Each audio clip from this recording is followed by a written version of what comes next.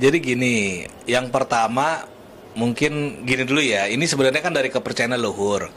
Konon ceritanya itu dulu memang di setiap mau penghujung tahun tuh di tanah daratan Cina sana tuh memang ada sesosok monster lah yang dipanggil Nian itu kan gitu.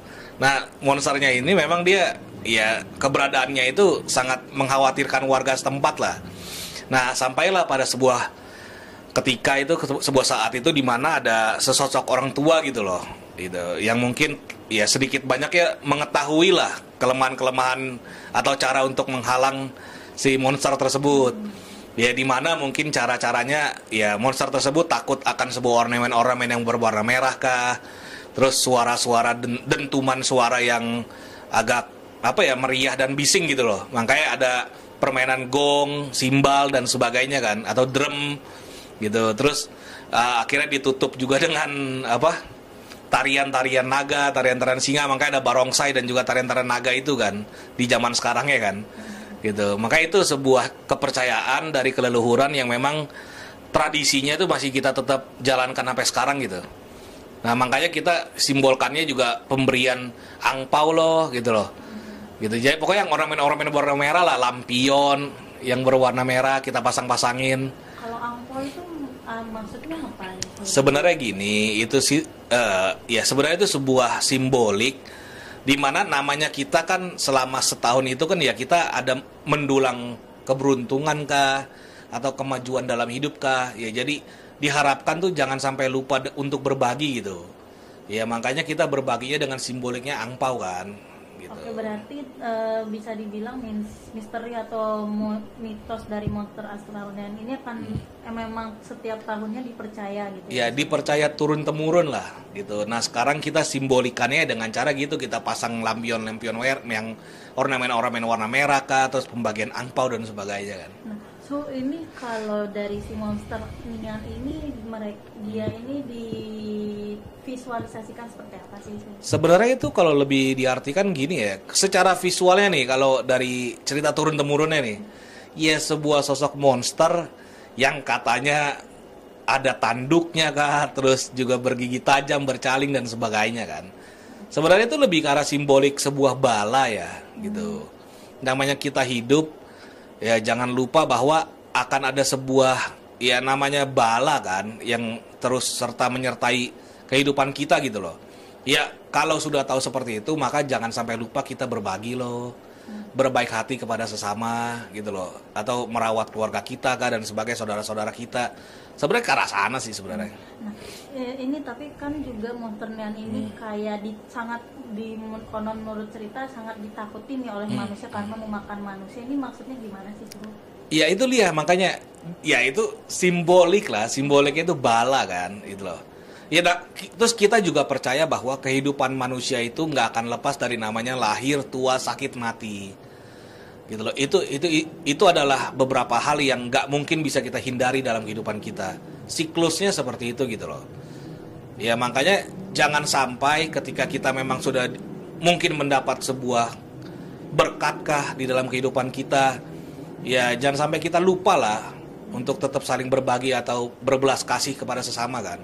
Tapi untuk sampai saat ini monster Nian ini masih dipercaya hidup dan selalu datang atau gimana sih? Begini, ini kan konon ceritanya menurut keleluhuran kan. Ya kalau di zaman sekarang ya bisa disimbolkan saja lah, disimbolkan itu bala kan, gitu loh, ngara bahaya kan istilahnya. Nah biasanya tuh untuk menanggulangi itu selain dengan warna merah-merah, nah apa sih yang dilakuin di menjelang Imlek ini semua untuk terhindar dari si monster Nian ini?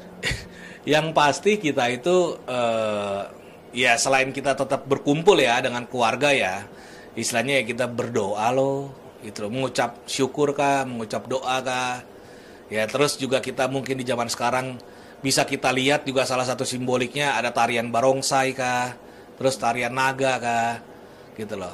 Kalau barongsai sendiri itu maknanya apa sih? Sebenarnya ya itu sebenarnya berkaitan sama yang tadi gitu loh. Monster Nian. Iya. Jadi perwujudan gitu. Jadi ya namanya singa kan ya mungkin simbolik dari apa ya, sebuah kekuasa gitu loh, atau sebuah apa ya, ya kekuatan kan gitu loh, apalagi naga kan, di sampingnya juga naga juga simbol kejayaan kah, kekuatan juga kah, ya jadi itu simbolik lah, simbolik di mana kita menghalang atau menghadang bala tadi kan, untuk sampai hal yang tidak diinginkan bisa terjadi gitu loh, makanya kita simbolikan lah. Nah terus biasanya ditutup ketika habis setelah barongsai dan tarian naga tadi, ya kita jangan lupa kita memberikan angpau loh, itu sama sayur selada dan sebagainya kan. Berarti bisa dibilang memang si monster ini memang kepercayaan dari leluhur dan emang selalu akan dipercaya akan datang di akhir tahun gitu. Bisa disimbolikan itu sebuah mara bahaya atau bala lah sebenarnya. Oke, so kita masuk ke bala dan mara bahaya ini di tahun 2024. Ini kalau dari suhu, ramalan suhu di tahun 2024 ini seperti apa sih suhu? Mungkin dari kayak seperti yang tadi sebutkan kan untuk menghindari bala. Nah, di tahun ini akan ada misalnya bencana yang harus perlu diwaspadai. Sebenarnya begini, tanpa mengurangi rasa hormat lah. Kemarin saya udah coba untuk ya melalui tata cara saya ya sebenarnya. Memang sangat disayangkannya ya, atau tanpa mengurangi rasa hormat lah pastinya, memang ada gonjang-ganjing gitu loh yang mungkin bisa terjadi di kemudian harinya. Hanya saja saya bisa melihat bahwa bangsa kita ini akan mampu untuk melampauinya juga. Bahkan saya saya juga kemarin ngecek bahwa visi misi ataupun cita-cita bangsa kita ini pun bisa terwujud lah di kedepannya gitu. Kepercayaan leluhur akan bangkit. Terus juga istilahnya ya yang tadi saya bilang, kubu-kubu yang mungkin kemarin ada sedang terpecah dan sebagainya bisa bersatu kembali. Makanya saya bisa simbolikan udah saatnya semuanya kembali kepada sang ibu, kepada kediri ibu gitu loh, kedirinya sang ibu gitu. Itu simboliknya lah. Tapi kalau untuk kewaspadaan yang harus diwaspadai ini di tahun naga kayu ini seperti apa sih? Iya, begini. Memang saya melihat juga dari yang beberapa waktu lalu akan banyak, pertama unsur yang nuansanya merah gitu ya, kayak waktu itu bilang bahwa ada udara, darat dan laut juga memerah. Tapi saya melihat itu bisa kita lampaui semua kok sebenarnya. Ya sekali lagi, gonjang ganjing akan terjadi, tapi kita semua bisa melampauinya dan kita semua bisa bersatu kembali nanti di kedepannya. Oke, itu aja sih. Untuk ramalan Sio ini di tahun naga kayu yang akan ciong gitu di tahun 2024 naga kayu ini seperti apa? Di tahun naga kayu terus tahun 2024 ya.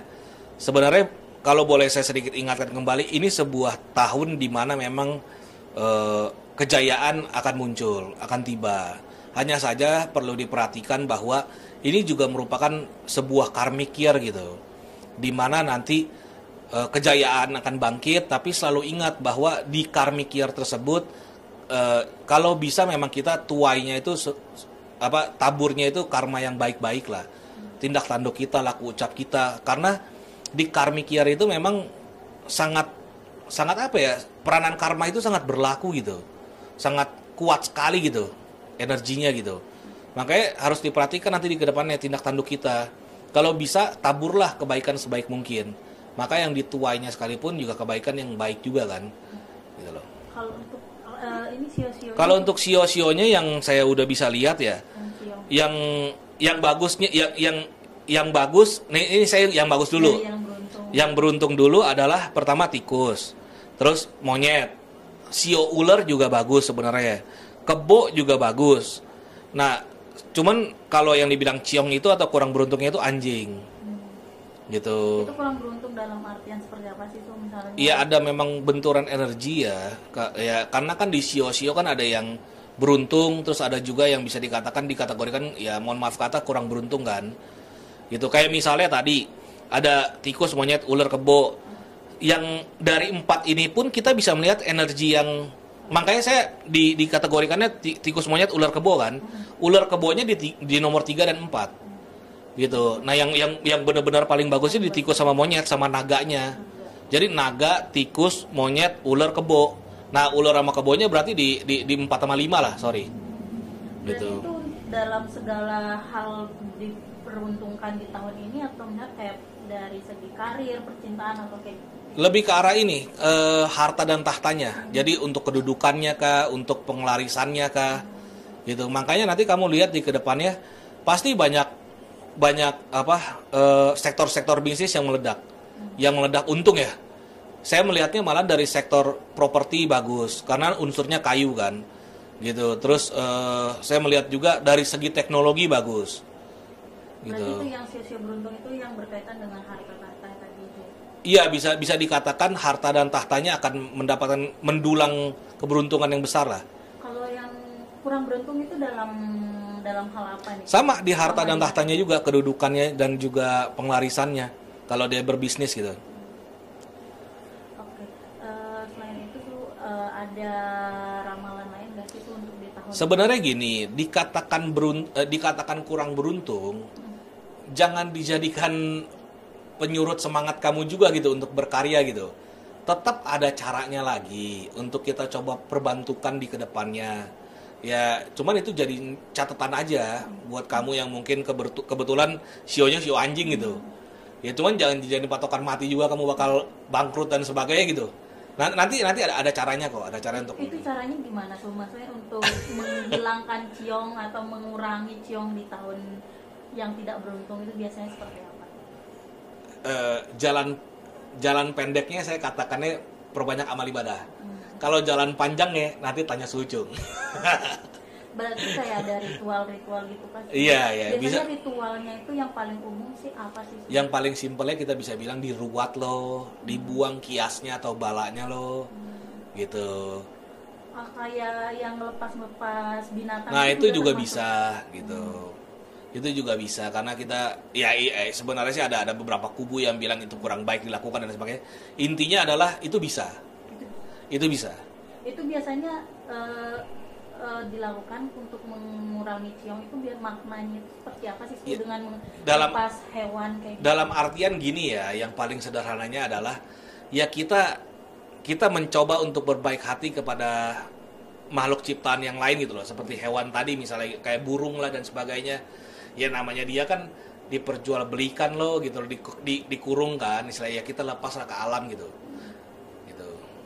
Oke, so aku mau nanya, fenomena alam yang sering terjadi menjelang Imlek selain hujan itu apa sih biasanya? Iya memang paling banyak sih Paling banyak hujan hujan. sebenarnya, paling banyak hujan. Tapi kalau misalnya kayak mungkin kayak dari akhir-akhir ini ada sedikit kayak kemarin sempat di Gunung Galunggung itu ada seperti petir cahaya dan awan itu maksudnya ada juga dengan berkaitan nggak sih tuh Nah. dengan menjelang tahun naga kayu? Makanya begini, Indonesia itu, mohon maaf kata, sudah terlalu lama tersandra dengan sebuah narasi-narasi yang memabukkan lah. Gitu. Makanya saya tadi bilang, di tahun naga 2024 itu sebenarnya sebuah awal di mana kejayaan negara kita lah di kedepannya. Karena bisa disimbolikan bahwa naganya sudah lepas kan. Gitu loh, sudah bangkit kembali lah gitu. The serpent is rising lah istilahnya, atau the dragon is rising lah. Ya, makanya dari situlah saya bisa melihat bahwa ini di kedepannya pasti bakal jaya. Yang dulunya mungkin berseteru akan menyatu. Jadi banyak hal-hal yang mungkin udah menjadi cita-cita bangsa kita bakal terwujud. Nah, terus kayak tadi misalnya banyak pertanda-pertanda alam seperti itu. Semuanya itu bisa dikaitkan karena alam kita ini hidup gitu loh. Makanya nggak mungkin bisa kita melawan kuasa alam gitu. Itu nggak mungkin. Dari dulu saya udah pernah bilang, jangan sampai bukan sesama kita yang manusia ini saling menegur, nanti ditegur oleh alam. Maka dari itu kita eling lah sekarang. Kita ingat kembali deh. Kembalilah ke nilai-nilai luhur bangsa kita lah, leluhur-leluhur kita lah. Jangan sampai ada bencana-bencana lagi di kedepannya kan. Ya itu bisa menjadi sebuah cara teguran dari alam. Bahwa kita lupa gitu loh untuk selalu menyayangi sesama gitu. Beserta dengan alam gitu. Jadi dengan adanya fenomena-fenomena itu juga mungkin salah satu bagian dari mau memasuki di tahun naga kayu. Ya bisa dibilang seperti itu. Oke. Ya. Terakhir di tahun naga kayu 2024 ini kira-kira apa sih yang akan terjadi? Jadi gini, izinlah saya coba untuk sedikit sharing kepada kalian semua ya. Tahun naga tahun 2024. Yang pertama, saya melihat bahwa saya bisa simbolkan bahwa the dragon is rising, the serpent is rising lah istilahnya. Bisa dikatakan bahwa inilah awal di mana bangsa kita akan memuncak, akan mencapai puncak kejayaannya. Ini awalnya, titik awal. Terus yang kedua, saya bisa melihat bahwa visi misi atau cita-cita bangsa kita akan terwujud. Rakyat akan semakin bijaksana dan nilai-nilai keleluhuran akan bangkit. Kepercayaan-kepercayaan leluhur, terus juga ya bisa dikatakan keleluhuran Indonesia akan bangkit, teknologi-teknologi akan bangkit.